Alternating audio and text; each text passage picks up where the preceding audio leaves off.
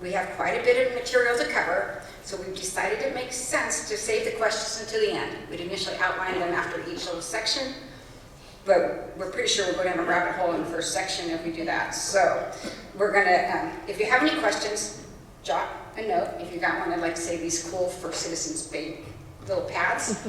Write on your neighbor's arm if you need to. Write something so you can remember. And we'll get to you at the end of the meeting. So you might recognize a few of these faces up here. But we're going to start by asking them to take 30 seconds to introduce themselves, providing their name, title, company, and short 30-second, 10-second focus and background. And we're going to start with Greg. Good morning. My name is Greg Malore. I'm with First Citizens Bank. I'm the Senior Vice President and Manager of Commercial Banking for Northern California. So I manage a group of lenders here in the Bay Area and a group of them in Sacramento. And in my role, I get to see a lot of different nonprofits and a lot of different companies up and down, so we try to be helpful. And I am, one key fact, I am a native of Livermore, born and raised, grew up here. Class of '83. Okay, then we'll jump down here to Matt. So I'm Matt Petrosky. I'm a tax partner at Armanino. I specialize in nothing but nonprofits, and based out of San Ramon, which is where our headquarters is, and we definitely have a large group of nonprofits. It's one of the largest sub-niches by client count in our firm. Thank you. And Judith. Hello, I'm Judith Fewer. I'm a financial advisor with Edward Jones. I have an office here in the area. I serve individuals as well as businesses, and many of those are nonprofits. And I work with nonprofits in the community to support their group retirement plans as well as their investment planning. And I do this because it's obviously really important to ensure positive cash flow, positive returns, etc. And do that by ensuring and looking at your risk, liquidity, operational and growth needs. Thank you so much. Happy to be here. Thank you. And Lydia. Good morning. I'm Lydia Santon. I manage the Poppy Bank location in Pleasanton. I've been with Poppy Bank for just about 3 years now and decided to go with them because they truly support nonprofits. I've been in banking for about 30 years, and this is the first time that I've actually been able to say that I'm really proud to be a part of a company that's one of their main focuses. I grew up, I shouldn't say grew up, I was raised in this area because I haven't grown up yet, but I've raised my kids here, so the Tri-Valley is my home. Thank you. And then Kim. Kimberly. Good morning, Kimberly Brudel, Fremont Bank. I'm a wealth management private banker for Fremont Bank. We are your local, family-owned community bank, serving over 450 of our nonprofits.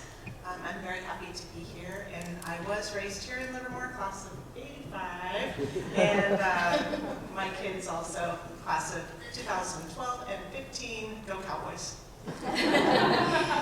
And last but certainly not least, Well, it sounds Mr. like a little Crowhair. competition. This was Granada High graduate of '78, so I am sort of, and I had kids at Granada and Livermore High, so figure that one out. Good morning, everybody. Charles Crowhair, Uncle Credit Union. Know many of you, so you probably already heard all this. But I've been in banking in Livermore, as far as my offices. I've always been in Livermore for 40 years now, as far as with different financial institutions. Uncle Credit Union for the past 3, as far as Uncle, as you may know, is a nonprofit itself with credit unions, and so we're based right here in Livermore, sort of 65 years now, and we're developing our business banking program, and sort of that's what I'm here for as a business banking manager, and a big part of that is helping the nonprofits in our area. So more on that a little bit later, as far as, but born and raised as far as 4th generation Livermore on, so as far as I've been here for a long time. All right, thanks. Thank you all for being here. They put in a good amount of time for preparation for this. One of the goals is to try to keep this at a higher level, and then if you need to follow up with questions to go deeper, we can either do that later or afterward or some other time. But my experience with our financial programs is they can go down rabbit holes pretty quickly, and we're trying to keep that from happening. So I have a timer. It says 2 minutes. So I'm going to give, each of them will have 2 minutes to talk, and if the timer goes off, whoops. So first we're going to start with area of operations. And so we're going to start with Lydia. Oh, I'm sorry, we're starting with Judith. My God, I wrote it wrong. What are the key metrics you use to evaluate the financial health of a nonprofit? Okay, I'll try to keep it to 2 minutes. So, from my perspective, I work with nonprofits in a couple different ways. And one of those, when I evaluate financials, one of those is to look at how to optimize your financials. And the other one is to evaluate to make sure you're in a healthy state to receive in a grant or a large grant. I look at 5 key metrics as it relates to both of those types of measures. One is just understanding your cash on hand, in other words, your liquidity position and how many months can you sustain your operations comfortably. 2 is your debt to income ratio, so really looking at your liabilities compared with your assets. 3 is your program expenses in relation to your total expenses. So if you have a large set of program expenses or they're expanding, that's a good sign. 4 is your cash flow, and hopefully having a net positive cash flow. And then 5 is your fundraising expenses, so making sure you're really efficient with bringing in your funds. And I think really the bottom line is ultimately just striving for a positive, healthy financial picture, regardless of your size. Great, that was 1 minute and 20 seconds, just to give you a heads up. All right, so Lydia. I'll break that record, I'm a fast-talking Italian. From the bank's perspective, we take a look at 4 different financial documentation. First one is the balance sheet. We look at your income statement and cash flow, and if available, the tax form 990 for those nonprofits that file those. And what we're looking for is the company's assets and your cash flow, the cash that you have left over after paying all of your monthly expenses. And we determine what those sources of cash are, whether that's from donations, from grants, fundraisers, etc., and whether or not your cash has increased or decreased over the previous years. All right, that was great. That was less than a minute. Okay. All right, that's great. So then we have our next question would be, how much cash should we have in reserves? And I'm going to start with Charles. Well, of course, there's so many variables as far as because every nonprofit's a little bit different as far as how long has it been established, as far as and so forth. So there's a lot of variables, but general rule of thumb that I like to go for is 6 to 9 months of your operational expenses, as far as not just your total expenses, but more your operational expenses. So those fixed assets, fixed expenses rather. But there's so many factors. I mean, how's your cash flow? Is it fluctuating? Is it fairly stable throughout the year? So you have to look at all that. Sort of might get a little lower, a little higher, but 6 to 9 months. Thank you. How about Greg? Do you want to add anything to that? Yeah, I just want to, having worked with a lot of nonprofits, one of the things that I try to focus on as much as anything else is, where does your funds come from? See, are you in a situation as a nonprofit where you've got long-term grants, very stable financing, so they're very stable donation sources? Where does that come from? Or are you doing events and getting varied sources of income? So depending upon where your sources of income and how stable those are, your cash needs can vary. You might be 60 days because you have a very, very solid base of donations, whether they be grants, government, private, donations from foundations. So depending upon those things, you need a better cash base. The more unstable those are, the larger your cash base. So I would agree, maybe 60 days, maybe 180 days. Depends on where those influxes are. And then the second piece would be, what are your fixed costs that you have to cover no matter what, versus what are your variable costs where if you got cut back on a grant, you got cut back on a donation, we have a recession and people stop giving, what can you cut back and what do you have to pay every single month? And make sure that payment gets made to stay alive through a recessionary period. So those things also vary in terms of how much you should keep in the kitty. So Thank you. You're doing great. Lydia, do you want to add? Just from a lending standpoint, the bank would take a look at 3 to 6 months if your nonprofit is looking for the support of either a business loan or a business line of credit. But typically, the rule of thumb for us is 3 to 6 months of your financials, and see that, and to see what your cash flow is that you have at least on reserve for that same time period. Thank you. And then Matt, from the auditor perspective. Yeah, I mean, I'm just kind of starting with what we expect from the floor is really when we're looking at least 2 to 3 months cash, and then about 6 months of unrestricted financial assets. So that's really the floor. Kind of once you go below that, then from an auditing perspective, it's the question of is there a going concern. So it's making sure that you're at least hitting the minimum. I think everybody's sort of giving their opinion from more from a financial health perspective as opposed to a minimum. And I think probably something that not a lot of organizations have, but you definitely can't have too much cash. It's something if an organization has too much cash on hand relative to what they need, if anyone pays attention to Charity Navigator, the ratings can actually go down.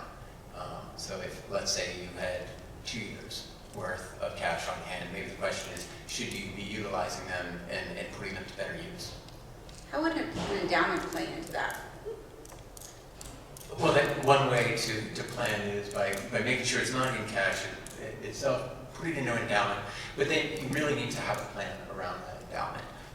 It definitely is from a public perception. Sometimes there's this, well, they have $5 million in the bank, they don't need my money.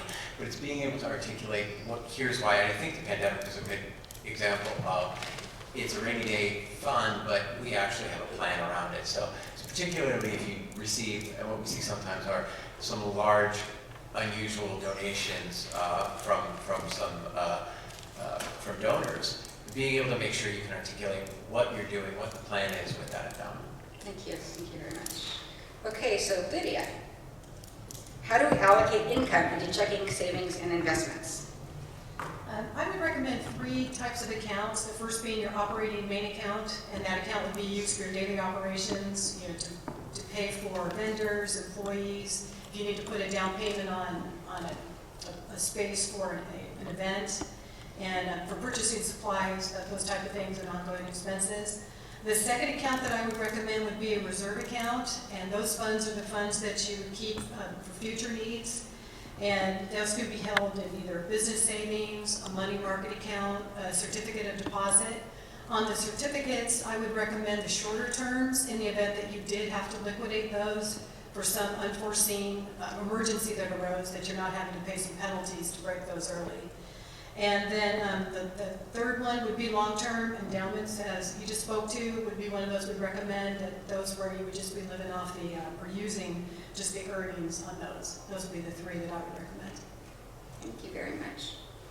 Okay, so Kimberly, what are some efficient ways to collect grants and donations?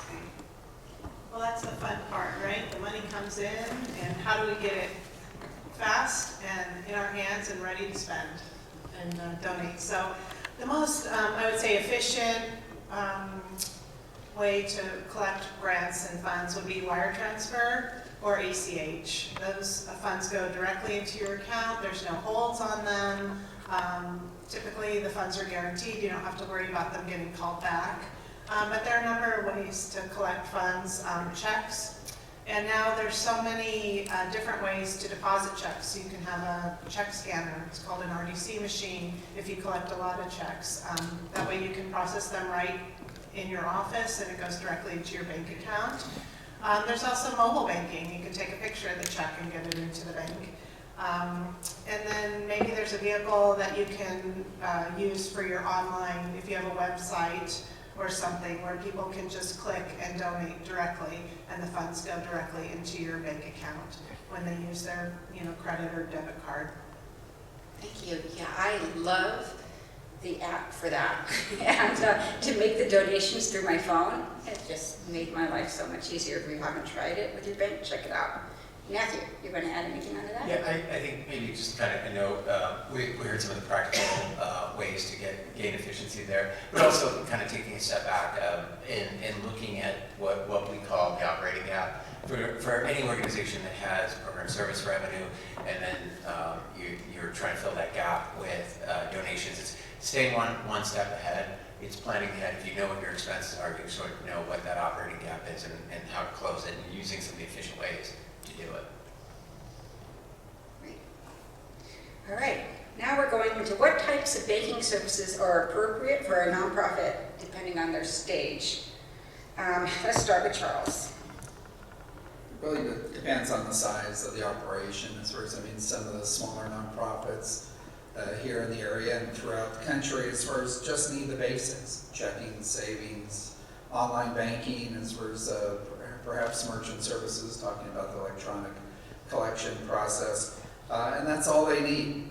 They need more hand-holding than they need additional products and services.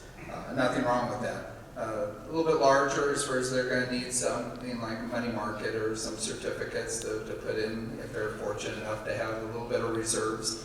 They have that set aside as far as the remote deposit capture that Kimberly is talking about, as far as can be helpful depending on the volume of checks, as far as that's becoming less and less as well. And then the larger ones, and the panel will start discussing that, but get into the investment side, the lending, as far as some more complicated needs, and then you really start refining, and that's when you start really depending on those CPAs as far as for some more advice as far as in that dialogue with the banker as far as you take it up an extra notch. Thank you. Kimberly, do you want to add? Yeah, a couple things. Also, if you write a lot of checks, I think positive pay is a great way to go to reduce your risk exposure. And then, like Charles mentioned, working with your financial advisors within the banks, they're a great partner for you. So, yeah, I would say positive pay, and then QuickBooks could be a good solution as well, where it ties in and links to your bank accounts, so you have a good idea of the funds coming in and out and being able to organize those. Can you say what positive pay is? Because I don't know, so I imagine others don't. Oh, yeah, so positive pay is a way for you to register all the checks that you write, and we match them up as they clear. So if there's any kind of discrepancy on payee, dollar amount, check number, it puts a red flag, so you're notified, do you want this check to pay or not? So, if someone, you hear about check washing, anything like that, if somebody comes in and tries to cash a check that wasn't in your positive pay file, it's going to give a red flag, and the bank should contact you before the funds leave. Thank you. And positive pay is not necessarily just for the checks, but there are add-ons as far as there to be on the electronic side as well. So they can help monitor that to reconcile with your QuickBooks or other software that you have. By show of hands, who's heard of that before? Okay, we got a small handful, a couple bankers over here. Okay. Lydia, anything to add on to this? Just to build on what's already been talked about, is the other thing I would recommend would be a company credit card, and ideally look for one that does not require personal guarantors of either your board of directors or your executive directors. And the only other thing that hasn't been mentioned is we also offer, all of us, what's called analysis checking. And that if you take advantage of these certain products like remote deposit capture, positive pay, ACH origination, you do multiple wires, those fees are typically, if you're outside of analysis, you're hit with that fee the moment that transaction happens. With analysis, those fees are saved till the end of the month, and then we take into consideration the balances that you have in your business checking accounts and use what's called an earnings credit. And based on that earnings credit, it can offset most of all of the fees. So for the larger nonprofits that do carry cash and do use a lot of these products, it's a great way to save you some money. Great. Saving money is always a bonus. So how can banks and businesses support nonprofits? And let's start with Kimberly. I think banks are a great support to nonprofits. It's always good to have a banker in your corner, not just for the products that we've discussed today, but the relationship as well. Most banks do support nonprofit through their fundraising efforts, and just we're a great resource to you. We bank a lot of different companies, so you need a CPA, so you need a roofer, whatever you need. Chances are your banker knows somebody that can help. And not only do we donate to nonprofits, but we're boots on the ground as well. So by attending your fundraisers, bringing guests in that maybe weren't aware of your fundraiser or your organization, it just gives you more exposure to what your mission is. Thank you. Greg? I agree with all of that. I think that what we try to do is be your partner and be your consultative finance partner. I work with nonprofits from 500,000 to 50 million in revenue. And the one thing that we always try to do is be consultative when there's a decision to be made, when there's a planning process to be made. We become part of what I call the boardroom, hopefully, where we're sitting there with you and telling you what's going to be a really bad idea. Because a lot of bankers don't like to do that. We like the business. But it's a partnership that you form, whether it be an in-kind partnership where we can go out and find resources for you. Remember, we work with so many businesses in so many different industries in so many fields that we touch these, and there's the same people that you touch for services. And maybe we can connect you with someone who's willing to do it in kind, or at a discount, or become a partner of yours longer term. So I think that in itself, along with the volunteers, along with the monetary donations, is a really key part of us becoming a consultative part of your organization, so that you have another partner in the decision room, and not kind of have to hunt and peck and go, do you have this product, or do you have that product? We should be bringing those to you as a consultative source. Thank you. Charles?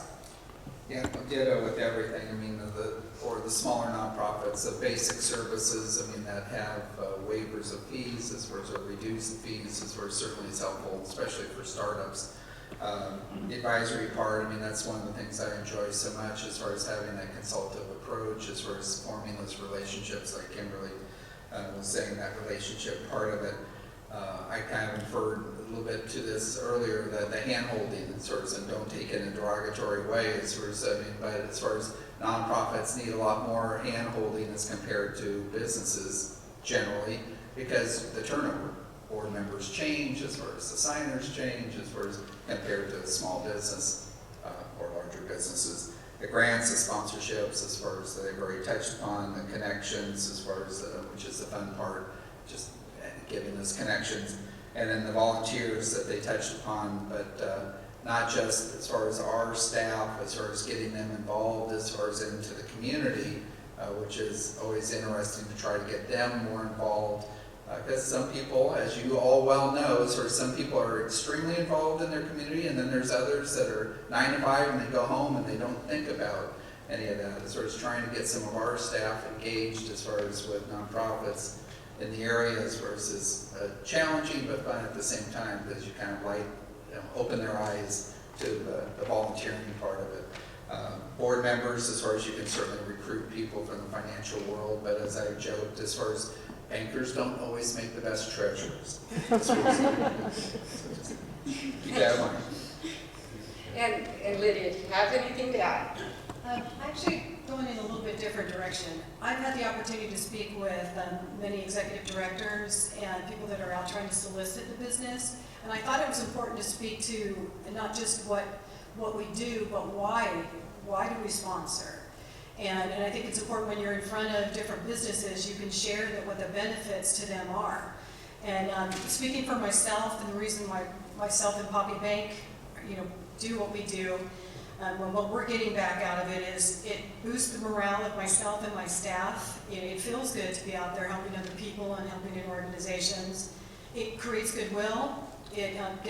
Poppy Bank is recognized as a community bank because of the efforts. It builds camaraderie amongst my staff.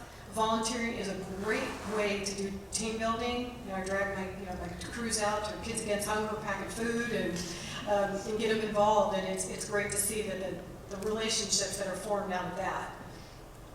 It creates a dynamic networking circle. So many leaders in our community are active in charitable institutions. So it's almost like generosity is a new form of marketing. And it's supporting nonprofits. It's been helpful for me in attaining and retaining my employees. When I screen an applicant, I make sure that they are also nonprofit minded, and they're very well aware that they are required to participate with me at events and volunteering. And so, most of them actually appreciate that, because it's not just we're there doing a job taking care of our customers, but we are truly giving back to the community. And from the bank standpoint, it satisfies our community reinvestment requirements, and there are tax advantages. So a lot of these, can transfer over to businesses that you're in front of, because it's not just the nonprofit that benefits from our time and our donations and our finances, but we as business gain a lot also. Thank you. Lydia serves on TVNPA's Power of Giving Committee. So, okay, and so real quick, we have one more question in the operations area, and that is, what are some basic strategies to improve revenue, funding, and improve cash flow? Let's start with Greg. Okay. Thank you. I kind of look at it two ways, and we look at it as an organization two ways. You have to decide, are you a program-based organization that has to find the cash flow to meet those program needs, or are you a cash-generating organization that goes out and spends the money when you have it and what you need to do with it? And I call that reverse engineering of your process, because you need to look at those things. And if you have strong long-term planning, then you need long-term sources. And if you have short-term planning where we're going to be doing things that are incremental in the world for our purpose and our mission, then you can go through and look at for very short-term and quick sources, along with the long-term over time. But you have to look at those along the way. So I kind of look at those things as very key fundamentals for every nonprofit and how they go about their business. And the other thing that I think for improving your cash flow, when we talk about cash flow coming in and cash flow going out, how do you get rid of expenses that could be done in in-kind work? If you have a CPA, but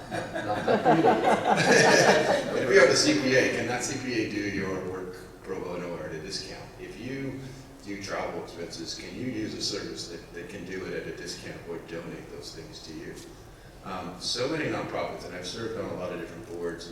I live in the Sacramento area, but I've served on different boards for their Boys and Girls Club and other places. And so many times we used to forget, oh my gosh, we just bought all these services. I'm like, I got a guy who can give that to you. So how do you functionally use those things? That's the fundamental of cash flow, right? It's not, well, we like to do it in the income statement, the balance sheet, and we talk about our finances, but the reality is, where's the money coming out of your pocket, and how's it getting into your pocket? And those things are the most important things in terms of what we try to provide as a partner and as a focus point, because we want to be that consultative piece.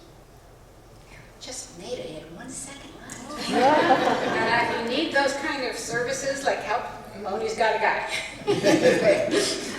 Moni did Common Point with his guys, and so these guys have guys too, I know.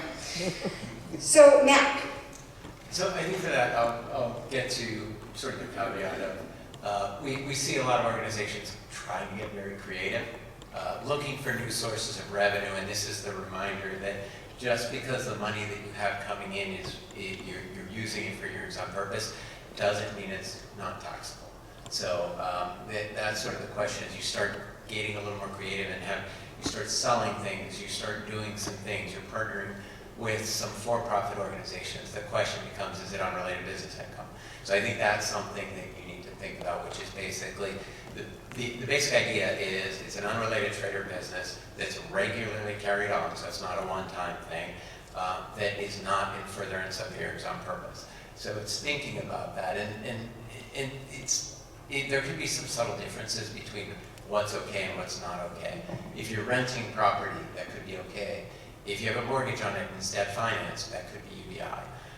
So thinking about things, and if you're partnering, let's say the local restaurant will basically make donations to you, that's okay, but let's say if you're going out and selling something for them to get that benefit, the question is that what's known as a commercial co-venture?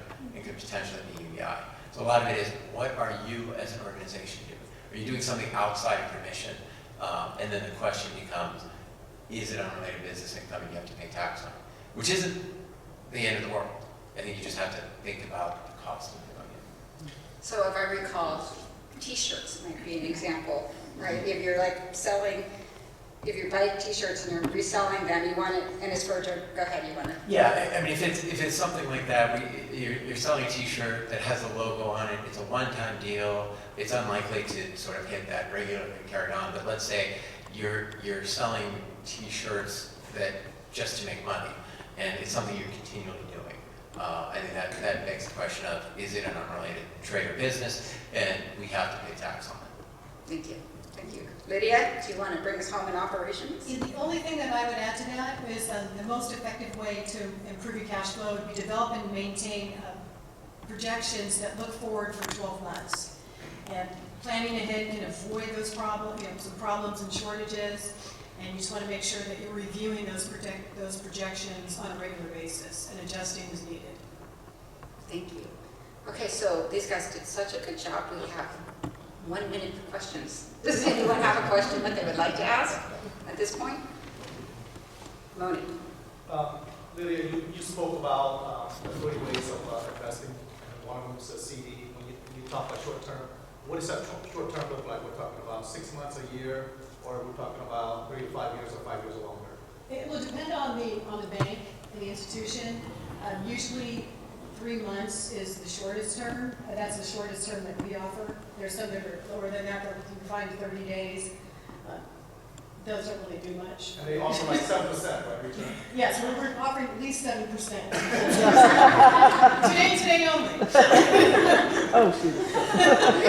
Listed. But unfortunately, I'm out of my office to carry it out. So. Thank you. All right, so good job, you guys. Thank you very much. All right, this next portion is going to be on investing. Yes? No, it's okay. I'm on top. Okay, I'll get you. So on investing, how do we optimize the cash that we have sitting in reserves without jeopardizing our operations? And Judith? Thank you. So this is really about generating a return for cash waiting potentially to be put to use. So the cash, we talked about earlier 3 different buckets. Your operational bucket, at a high level anyway, your operational bucket, a reserve bucket, and potentially an endowment or investment bucket. This is specific to reserve bucket, whereby you might have cash sitting there waiting for a specific program or a rainy day fund, needing to put it to use. So it's not like you can stick it away for a number of years and just, wait for the market to do its thing. You actually need to have a real strategy around this such that you can realize cash or have cash, certain amounts of liquidity available to you at certain points in time. So there are, especially nowadays, there are great vehicles that you can put this cash to work into, whereby you are preserving your principal or have very low to no risk, high liquidity with a nice modest return. And that's specifically, that's generally the case. It's specifically the case right now, given where we are at with our economy and our market conditions. So there are vehicles, I know Lydia mentioned it, there are CDs, there are US T-bills, there are notes, there are agencies, there are corporates, there are other vehicles that certainly can be used to fulfill this function and purpose. And the durations can be different too, so we talked about that very briefly. So yes, you have sometimes very short-term instruments. I have nonprofits that do it in more of a laddered spectrum. So maybe every month or every couple months they have maturity and these assets coming due, such that you'll have that cash sitting in your account when you need it. So it could be 3 months, it could be 4 months, it could be 6, 9, 12. Or if you're willing to go out a little bit in duration, certainly you can put it into a longer instrument, like even a couple years. Right now, the economy is such that the interest rates are pretty good at that lower to mid-range duration. So that's something to definitely keep in mind. Thank you. Kimberly? Yes, I think most importantly, you know, Fremont Bank, we have a wealth management team. You want to meet with a financial advisor to really review your mission and goals, your bylaws, your investment policy, to make sure that the decisions, whatever vehicle you decide to go into, meet your just your core values and what your nonprofit stands for. And a lot of times, you know, the boards switch over year after year, but the organization itself has been around for 30 years. So you want to make sure, are we still in line with what our true mission is? And by sitting down with a financial advisor, they can review all those things with you and make a proper recommendation. Excellent. And so, Judith, if we have restricted grants or donations, how do we invest those monies? Yeah, so it really depends upon the nature of the restriction. You might have a permanent restriction or a temporary restriction. And with permanence, you put away that, invest that principal, and then you're leveraging the earnings to fund whatever program is designated. Or in a temporary case, it could be temporary by all of that needs to fund a particular program or for a specific duration. So it's really important to make sure that you are, whomever you are working with, clearly understands what those restrictions are. It's important also to understand that you, as well as the person you're working with, financial advisor, does have a fiduciary responsibility and proper capital stewardship for those funds. So it's really, really important that you understand the nature of how the funds have come into you. And then it's important to understand how you're intending to use those funds, what the goal is, such that you can actually put those monies to work in a way that aligns with your mission, with your values, with the restriction, etc. Thank you. And apparently Charles is timing you. So Judith, can you tell us what do we do with property or, I'm sorry, I have my glasses so I can read. What do we do with property or stock donations? Yeah, so that's almost a similar answer. I think Kimberly mentioned it. All of the investing, all of the funds that come in, everything should be documented in an investment policy statement. That's really first and foremost. So whenever I go in to work with a nonprofit, the very first thing I ask for and or do is say, do you have an investment policy statement? If not, that's where we start. It's really, really critical because it documents your mission and your values and who's making decisions, how do those decisions get made, especially financial decisions. What happens when you do bring in, receive in a donation in the form of property or stock that's appreciated that you don't want to hold. So once you have that IPS or investment policy statement, then you can look to that as your North Star to say, what am I going to do with that property or stock? So if in fact something does come into your fold that doesn't align with that, you can say, how do we dispose of it? How quickly do we dispose of it? And then in turn, what do we do with that cash, that opportunity that just presented itself? So by a show of hands, who's been donated a house? Knew that. Oh, look at that. Okay. I've worked for an organization too, so that's not that uncommon. And it does definitely vary depending on the circumstances. Matthew, do you want to add anything on that? Yeah, I think the first thing I'll kind of go back to, kind of even before we think about investing, is what do we want? I mean, it'd be great. We all want everything, right? We all want as many contributions as we can, but it is important to think about what types of property you do not have time to deal with. So it's really smart to have a gift acceptance policy, because what that can do is, if you have that policy in place before, you can say to the donor, maybe they they're going to give you this property that might have environmental issues, but they'll get a tax benefit from it. You don't have time to deal with it. You might have to do things to the property. You may have to sell it. If you don't want to deal with that, it's best to have a policy up front that will talk to that, and then you have that conversation with the donor. Maybe they will make a different contribution. And also, there's certain things like if you get, it's one thing to get publicly traded stock, but what if someone wants to donate some of their stock in an S corporation? Something like that is bad for a nonprofit. Anything that flows through from an S corporation is UBI. Things that you're not thinking about. So unrelated business income, you're paying tax on it. We've seen some nightmare things that can be contributed that completely benefit the donor, but not necessarily you as an organization. You need to think about how much time do I have, can I deal with it? It's great if we get this. And sometimes the answer is, we'll jump through hoops, we don't care. And if that is the answer, then you make that decision. And some things are worth it, but just understanding what that is. It's best to have a plan around it before you start having some difficult conversations with donors. That's great, thank you. So Kimberly, what is the importance of an investment policy statement? I think we have touched on that.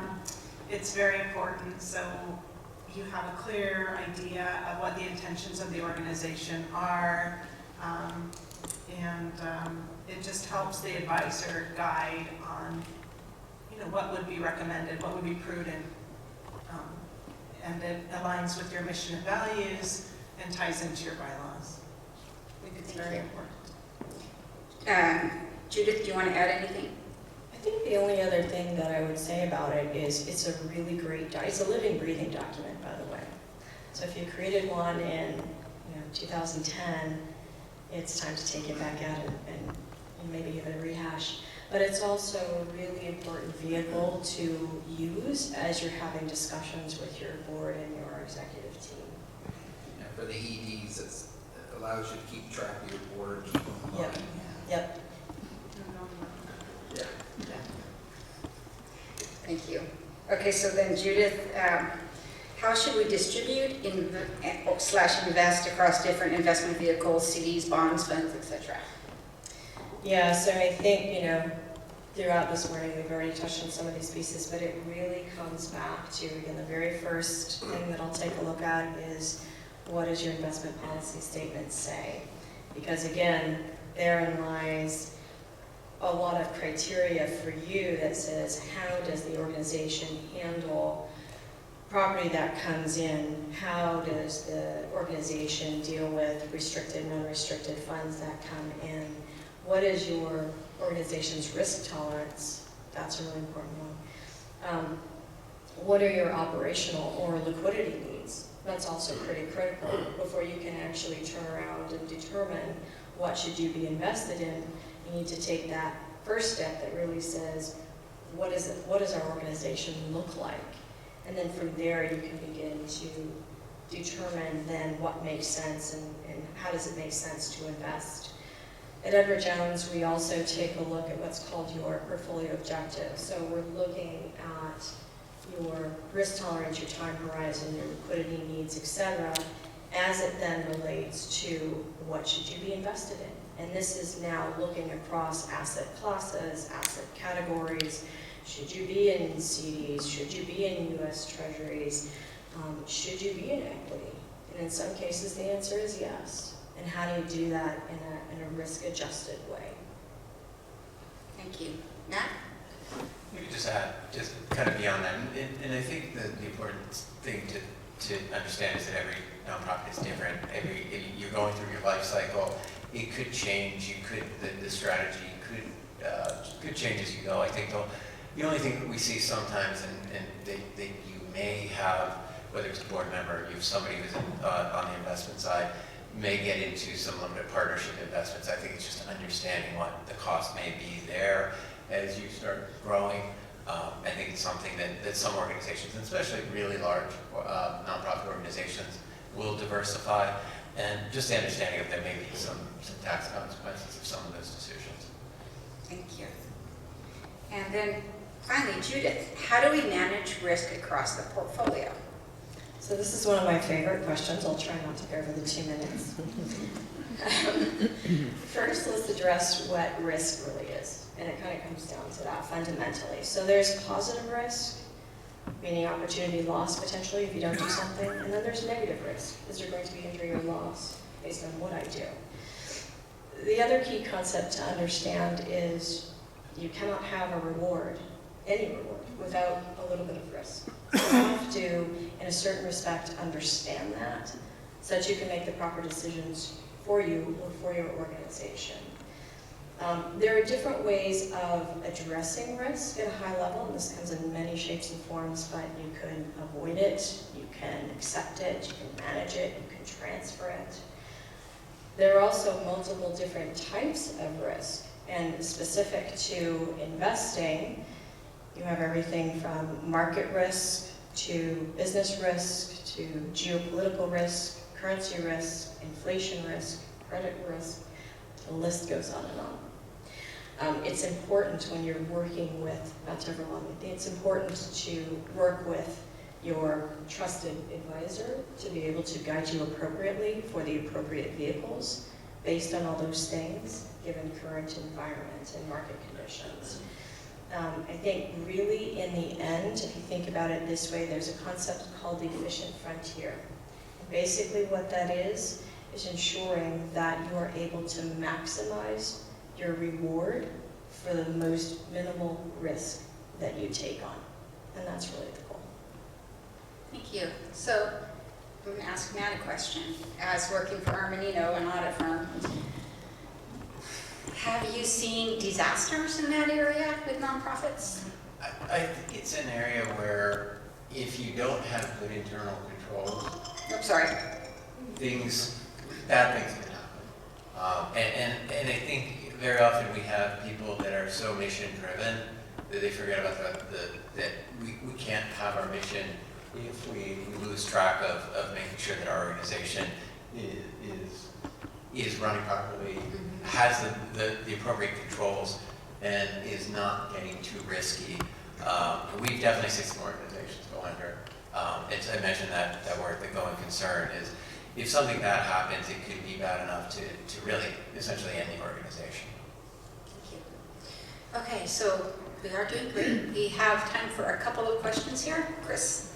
Can you talk about endowment versus quasi-endowment versus operating reserve, especially for small to mid-sized nonprofits? Because I'm always hearing, oh, endowments like this, that's what you really should be aiming for.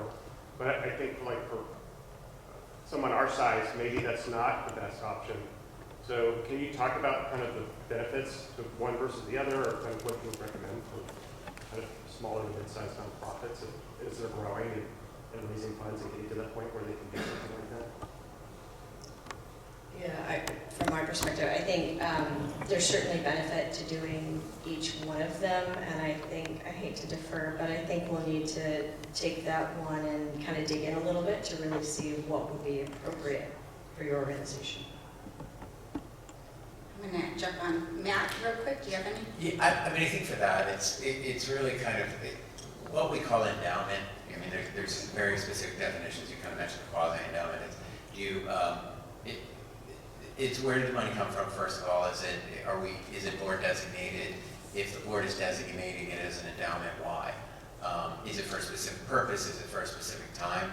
So I think that's really where fall out is what is the goal of having that money in reserve? Is it for a specific purpose? Is it time? That really what we want is we talk about the cash reserves and having enough on hand. But maybe what we're looking for is that the turn down, that small, like let's say we're looking at a 5-year window, then it makes sense, okay, we'll have that endowment to fund the next 5 years. So I really think it's looking at the goals of what do you need the funds for, and identifying what is the best way to put it to use, whether it's an endowment, whether it's just, okay, it's part of our investments, none of it is unrestricted. I think the key is to make sure that if you do want that restriction on it, whether it's board designated or donor designated, obviously is not something you have control over. But if the board is designating the funds, why? What is the purpose? And let's have a plan for it. And that's probably where one of these financial advisors could be helpful too, just to give them a plug. Gary, or Jerry.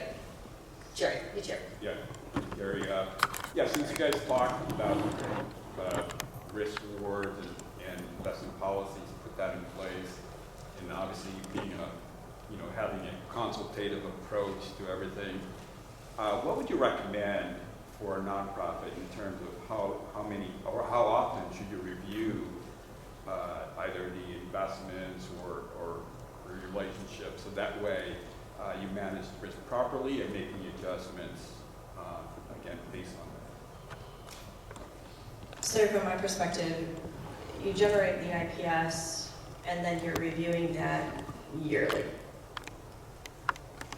From an investment perspective, your financial advisor should be on top of that a lot.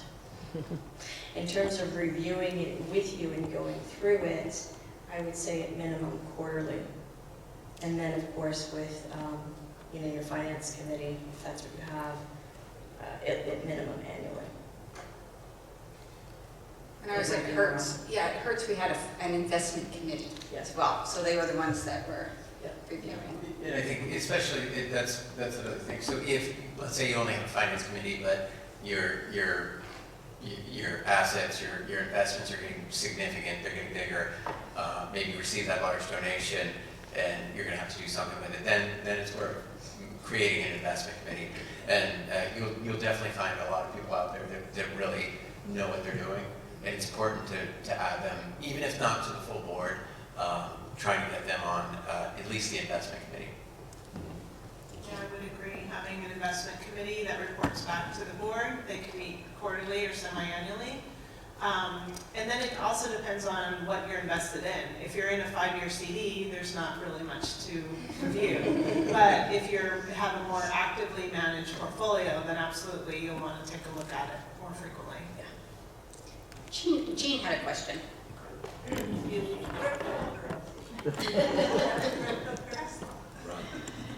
Should we accept cryptocurrency? Okay, this one I also might take more than 2 minutes. So crypto is in its very early stages. It's more of a, I don't know, this is probably heresy. It's more of a gamble today than it is an investment today. I would not necessarily, it would not be the first thing off my lips to say, yes, you need to invest in crypto. It just wouldn't happen. I guess her question is, can you accept it? Oh, I'm sorry. You can accept it. Yeah. You definitely can, but you're gonna have to be able to have a mechanism in place to accept it.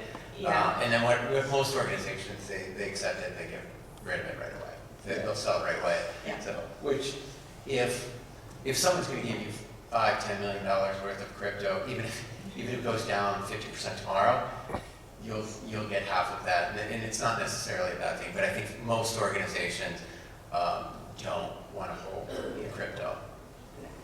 The other thing I would say too, and I think this goes to the last item that we're talking about, is just even if you do have an investment committee or a finance committee, or someone who is, interacting with your finance team or a financial advisor, is try to stay as active as you can with it, as opposed to just deferring that responsibility off.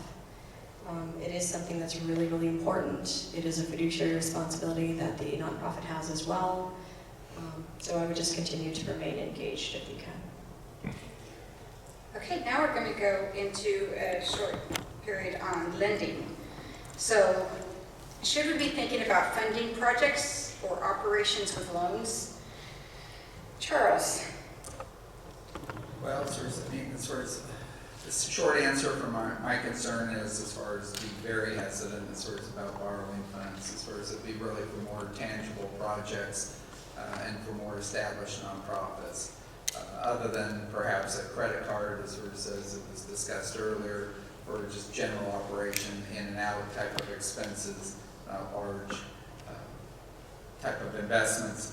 But, and I think Lydia mentioned, as far as, if you do a business credit card, and I saw a few smiles from the faces from those, as far as make sure that you as a signer, typically the ED, as far as is one of those getting the card, make sure it doesn't reflect on your bureau that you're the all of a sudden you're the guarantor of that card. So it does stand alone on its own. But the short answer, as far as from my perspective, is tangible projects for more established nonprofits. I would always be very hesitant. And my father must be calling Kathy's, and my phone's on silent, but his number is able to ring through. 90-year-old father, some of you probably understand that. Sorry. So I'm going to interject a question there since you mentioned credit cards. And what threshold does a bank not require a personal guarantee? I can answer that. Poppy Bank actually has a nonprofit credit card. It's called Community Card that does not require a personal guarantor. The only caveat to that is the business itself needs to have at least 1 year of credit established, business credit. Okay. It's really going to vary from institution to institution based on if they have a program like Lydia was inferring. But typically, as far as an established nonprofit, as far as whether it's a dollar amount, or not, as far as will depend on the institution. Okay. Thank you. Greg, did you want to add anything on what we be thinking about funding projects or operations with loans? Yeah, I think that, again, I go always back to who are you and what do you do and what size are you? Because that's the most important thing. What's your cash flow? Can you afford to borrow money because you have to pay it back? Would you like to get paid back? It's a good thing with cash. So that's a big thing in terms of all those things. And you have to understand who you are. If you're very small and you have a very limited budget, borrowing is not a good idea. If you're intermediate sized or larger, there might be some efficiencies in borrowing because with the assets that you can buy, whether they be equipment or real estate or just operationally, can expand your growth in your business operations immensely. So where is that capital decision in your overall business plan? And that's a very key functionality for you. The other thing I would say is, at least in our case, you cannot have a guarantee from a nonprofit because there's no equity interest, there's no consideration to the guarantor. That's kind of a legal term, but they're not really that enforceable. You may have a board member who says, well, I'll support them. Good, you give them the money. if that's the support you want. In our case, we don't look at those guarantees, and we take our look at lending to nonprofits in a very serious way, because the last thing we want publicly is to start coming down on the nonprofit to say, you're not paying your bills, and we got a problem. We want to work with them. We want them to be conservative in their approach. And but borrowing money can be of great importance to the expansion of a nonprofit, whether it be a center, whether it be equipment that's just vital to expanding your operation. So we take the consultative approach. Can you afford it? Can you afford it over the long term based on your resources and how much of an impact does it make? Thank you. So then, Greg, what should we be thinking about in terms of a loan-to-value ratio? So going back to the guarantee, which is a great method, you don't have a guarantee. Your loan-to-value is of what you buy, and everybody buys their home, right? Oh, what did I pay? 80% loan-to-value, 90% loan-to-value. For a nonprofit that doesn't have that quote person behind you, those numbers get a little more conservative, and a lot of that depends on your functionality. What's the longevity of your cash flow? What's the sourcing that you get? If you have a grant from HP that's a 10-year grant that pays you $1 million every single year for the next 10 years, boy, you're a good risk. You just got to stay alive, right? But if you've got very intermittent sources, your funding is, you're a church and everything comes from your constituency, your membership, then we don't know because the economy plays tricks on you with that. So those loan-to-values are more conservative, tend to be more conservative. When it comes to equipment and operations, that's really going to be a piece by piece because it depends on the individual asset. We do a lot of equipment at 100% because it's equipment and you pay it over 3 to 5 years. Pretty quick, we make sure that that's simple. So it really depends, and it really depends on you looking internally to say, can I afford this? What can I do? and from a strategic standpoint, how much have we done as a business model to instill confidence that we're going to be around for the next 20 years to finance this piece of property? Thank you. Charles, would you like to add anything to that? No, Greg covered it very well. It sort of said it really is looking internally as sort of before you even come to the lender. Sort of said we're kind of your second set of eyes in a way, sort of, but I would hope the board really looks at it hard and fast. Okay. Well, Charles, can you tell us how do we improve our debt structure? Donations. Since you already heard from me, as far as I'm more of a conservative when it comes to nonprofits borrowing funds, as far as so you look at your other revenue sources. So that's really the best way. As far as if you have a good plan laid out, there he is again. Sorry, same call, same quality.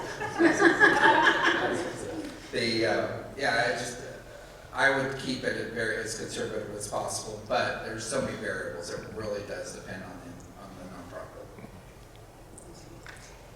And then Greg, do you want to add on to that? Just one real quick thing, which is, again, I go back to what's your carry, right? If you like it, if you're going to have a debt structure, how much of that debt service, so to speak, is carrying in your normal budget? It shouldn't be a large percentage of your budget every day. So when you sit down and look at your income statement and you say, here's all my expenses, where is debt service in that? And it should not be a material part. 25 to 30% starts to get to a level that's pretty excessive for a nonprofit. So what's your interest carry? What's your principal carry in those decisions? Because that volatility, that becomes a fixed cost now, just like your rent, just like your insurance. Managing your fixed costs is something that has to be really important in terms of your funding sources. So can you tell us, how does lending debt fit into the overall funding strategy for a nonprofit? Greg? Yeah. Got a lot again. I think it's like I've said already, it's an important part that you have to look at based on your size. Getting a new building could be a huge benefit for you. Could be a huge benefit for the organization. Getting a huge building without an endowment to run the building could be a huge nightmare for you. I sat on the board of Boys and Girls Club. We got a great building donated by a wonderful family, and it was fantastic. They didn't set up an endowment for me, so for the next 5 years, I struggled as the treasurer. I didn't listen. As a treasurer, I struggled to figure out how to talk to the bank, which was not me, every year about why our cash flow was struggling, because we had this huge asset that was sucking up cash because I didn't get an endowment to run the thing. So you have to look at that overall scope of your business and make sure that that debt or that asset is not going to encumber you in the long term to make it even more difficult for you to do your daily job. Matt? Yeah, I mean, I think Greg has really talked about a lot of the analysis of when you take on debt, what types of organizations. I mean, I think we tend to see debt on most organizations above a certain level. It's common, but those organizations have plans to be able to cover it. And usually in certain types of organizations, then they use the debt for buildings or for very specific things. And above a certain level, we see a lot of tax-exempt bonds.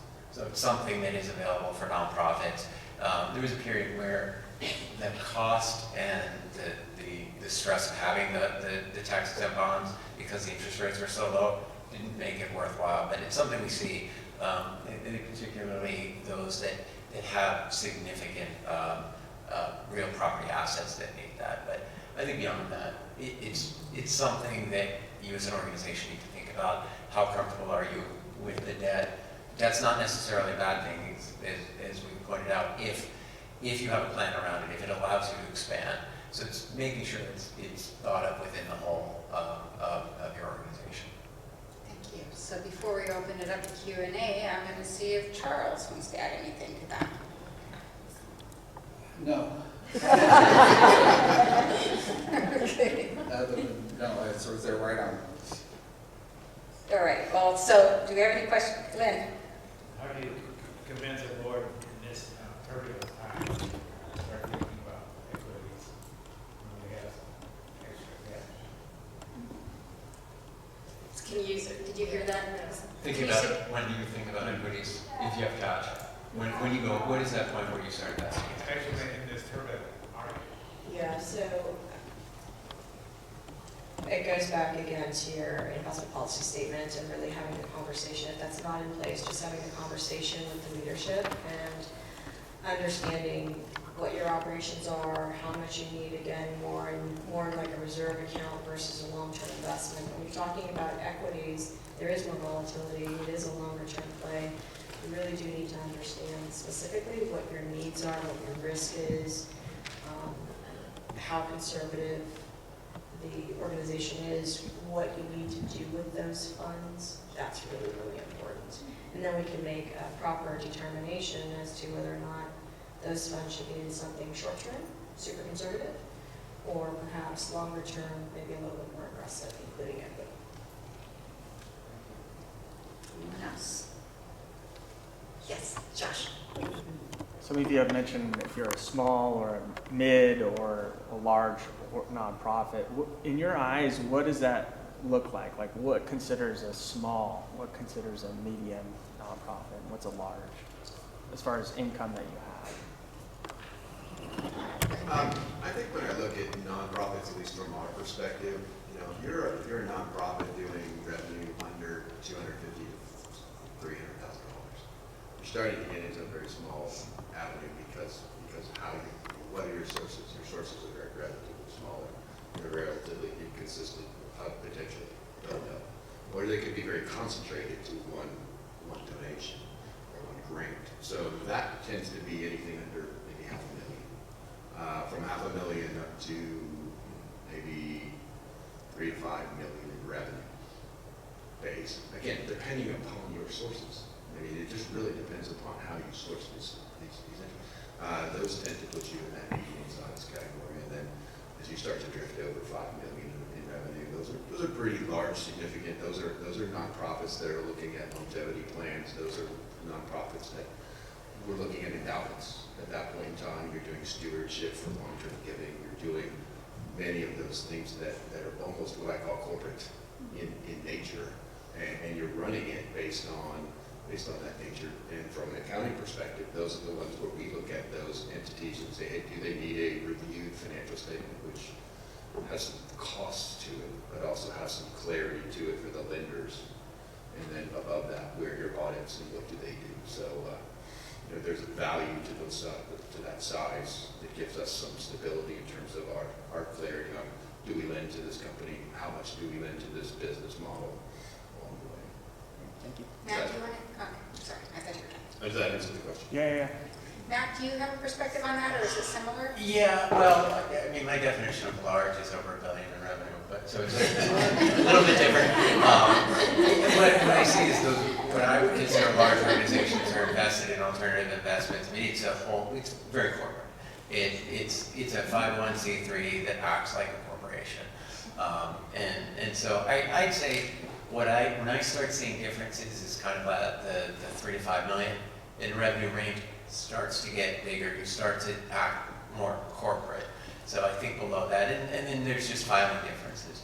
If you're in the state of California, if you for the most part, if you have revenue over 2 million, you need audited financial statements. I think that's where it becomes different. Once you require audited financial statements, then you really need to think about your accounting function, your finance function, in-house, or what a lot of organizations, smaller organizations do is maybe they'll outsource some of that. So those are kind of that point. But I'd say, especially once you hit 2 million and you require a financial statement audit, that's when it becomes a little different.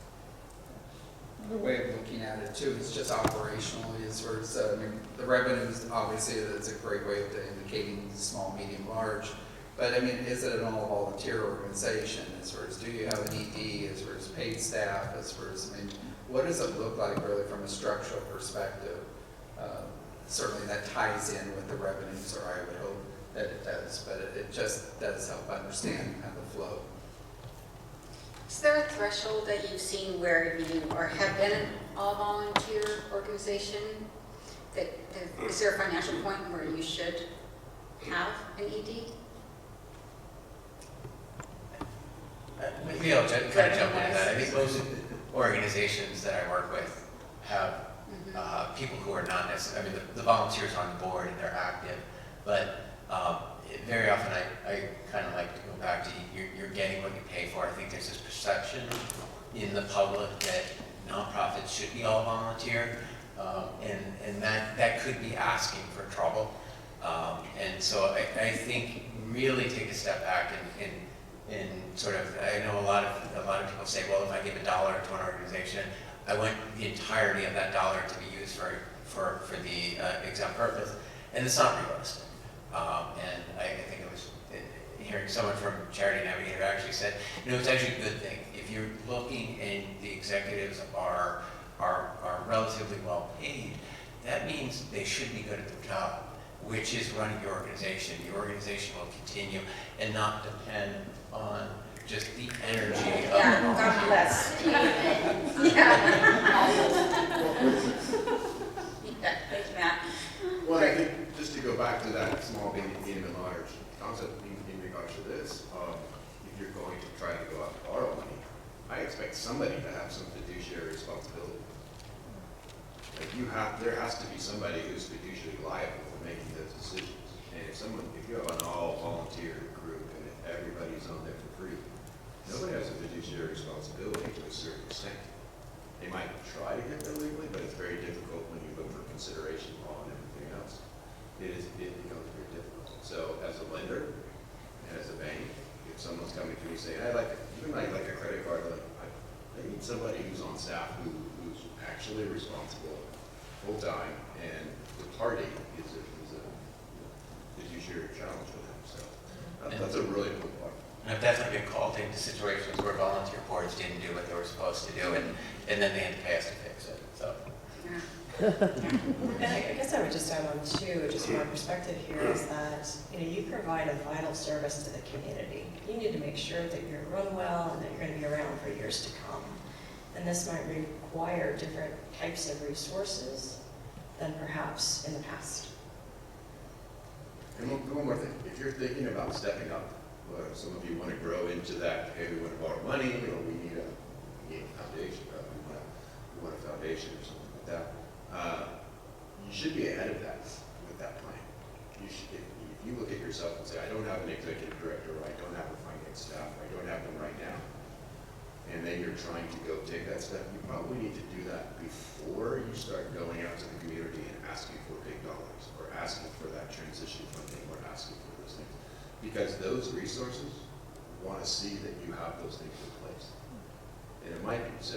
It's a chicken and the egg thing for most nonprofits. Do I really go out and hire professional support? Do I bring on a part-time CFO or a controller? It's going to cost me some money. Well, if you want to step up into that next world of money, you might need that to show people on the other side of the check writing that you're ready for.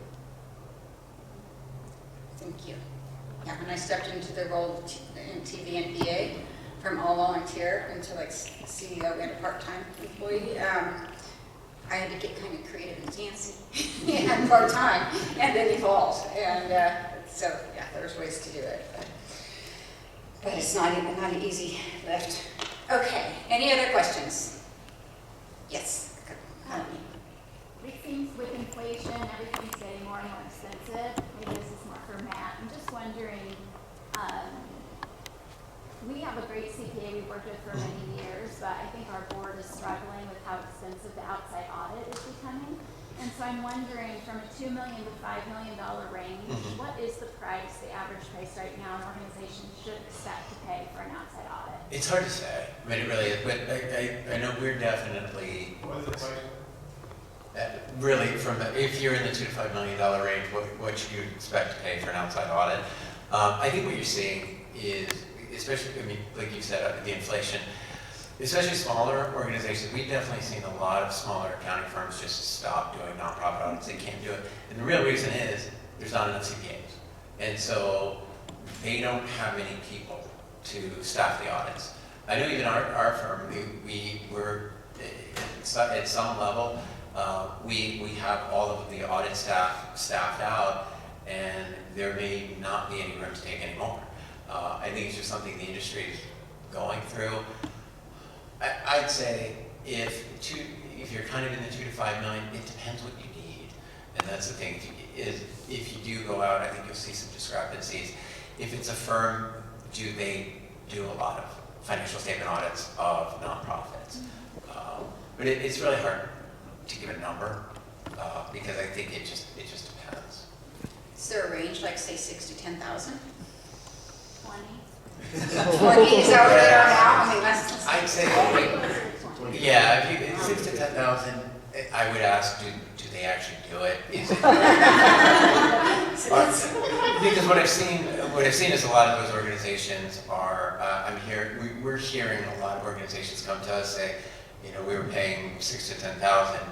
Our CPA forgot about us. They didn't care. They didn't give any energy. And a lot of it is because if they don't have any people and you're only in the 6 to 10,000 range, they're not giving you the level of service.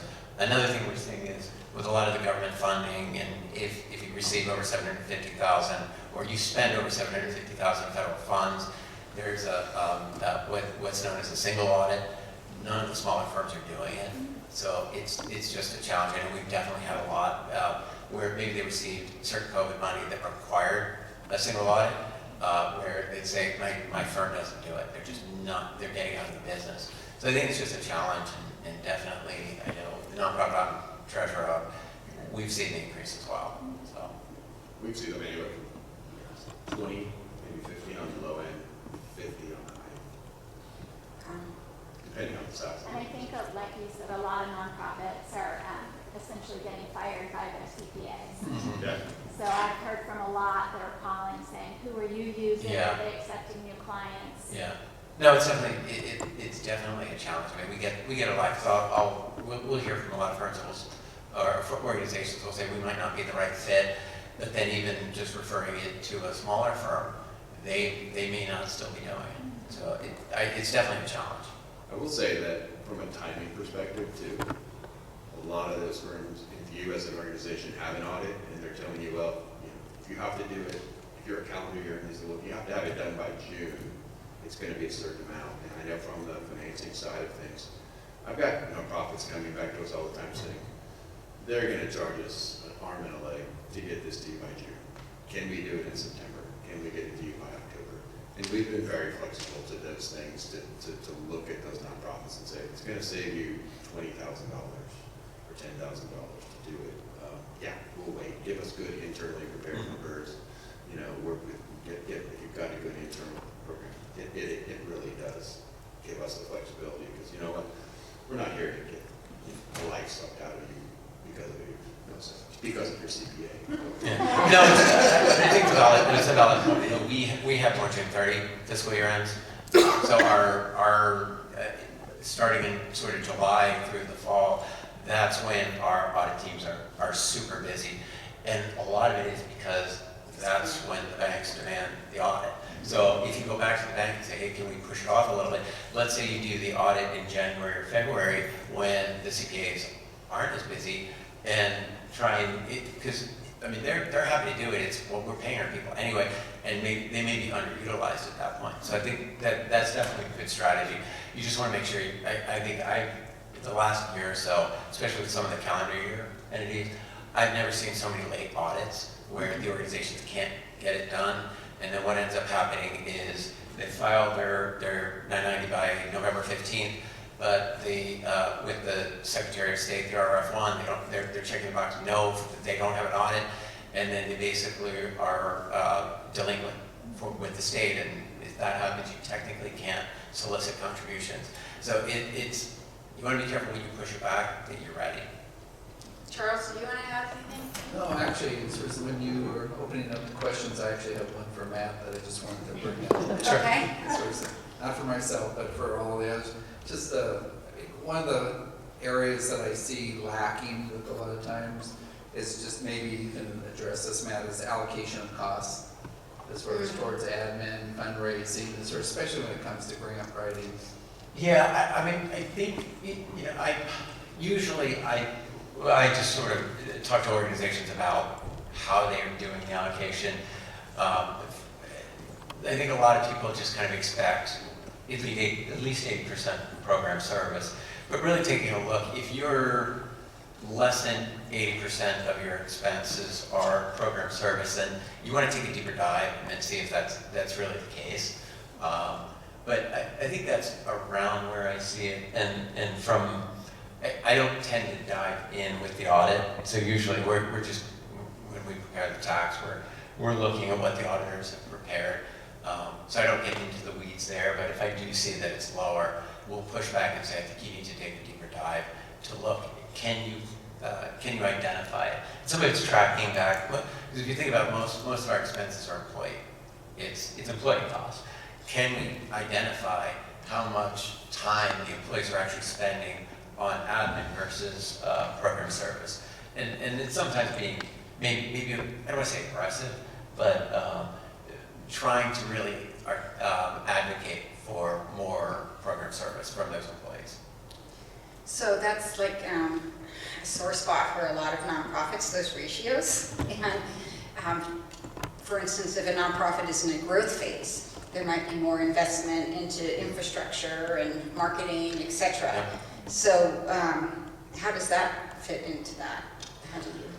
Well, I mean, I think that comes to when whether it's your financial statement, whether it's your 990s, making sure that you're articulating why. It's sort of the why. It's not, and not every organization is the same, but let's say if our ratios are lower, it's being able to explain we're making significant investments, and that's what this management in general is. Because kind of, I said earlier, a lot of people expect it all to go to program service, but you have to be able to give the statement to potential donors of why we look like we do in our financial statements, in our tax return. Okay.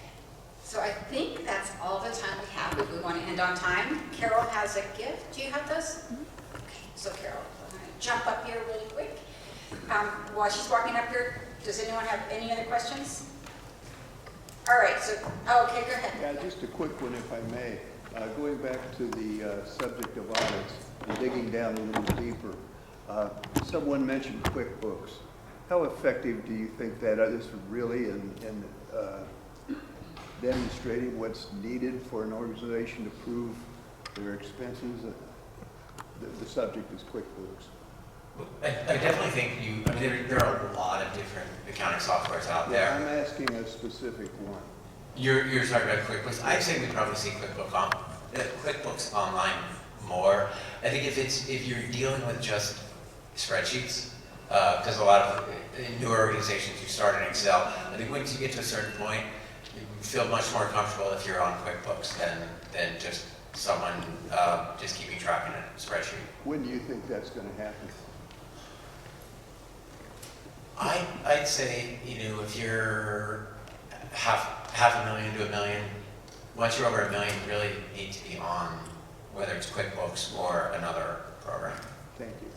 And it also kind of goes back to the previous question as far as about the cost allocation, as far as if you have a software program, whether it's QuickBooks or others, you can start separating out those salaries as far as, for example, the wages in particular. Just as one example, as far as you can start splitting that out with the software.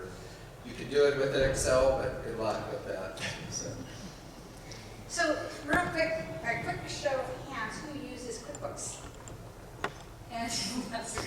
And who uses something other than QuickBooks?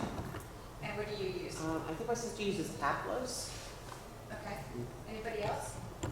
How many don't want to use QuickBooks? Well, please help me thank our panel today for coming out. We really appreciate it.